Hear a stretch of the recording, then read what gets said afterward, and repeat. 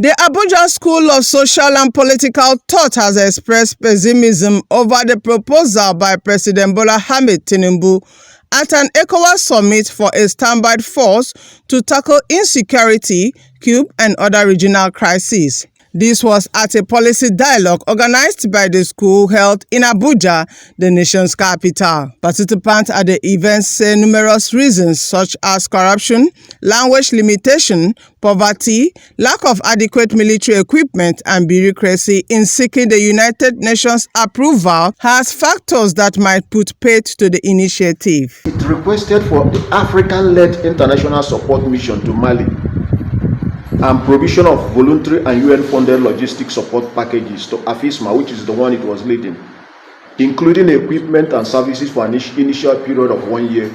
The UN refused. The UN declined to provide the logistics that ECOWAS, which has successfully played a role in bringing a number of frameworks that led to presidential election holding and to legislative elections. It was argued that the UN and some Western governments declined to back and finance the AU and ECOWAS intervention proposals due to concerns about planning. The reason that UN Security Council withheld permission was that because they wanted to demonstrate the fact that we will still need our former colonial masters. So we want to look at the various dimensions. How can we have an effective standby force? And what will be the operational mode of that standby force? And what are the expected impacts in terms of engendering a more resilient democratic structure and culture of West Africa? To sustain good governance and development of West Africa is not to go back from democracy, but actually to move faster into real democracy.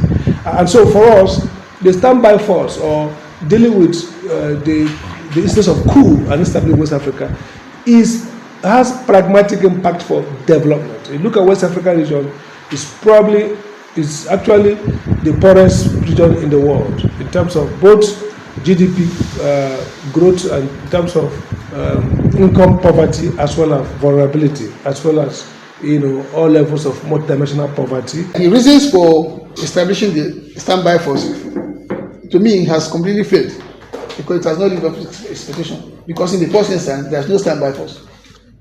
All you have is just office and then paperwork and things like that. But physically speaking, there's no standby force. From the structural arrangement of the standby force, that each country is supposed to train its men, but Prof has made us understand that they are supposed to be uniformly trained. Not bringing people who are trained in French and people who are trained in Cameroon or Nigeria and bring them together and say they standby force. They are from the beginning are going to have a problem. One of the major reasons we had in some of these forces is the issue of language barrier, colonization, colonial masters, control over. The French weapons are calibrated in French language.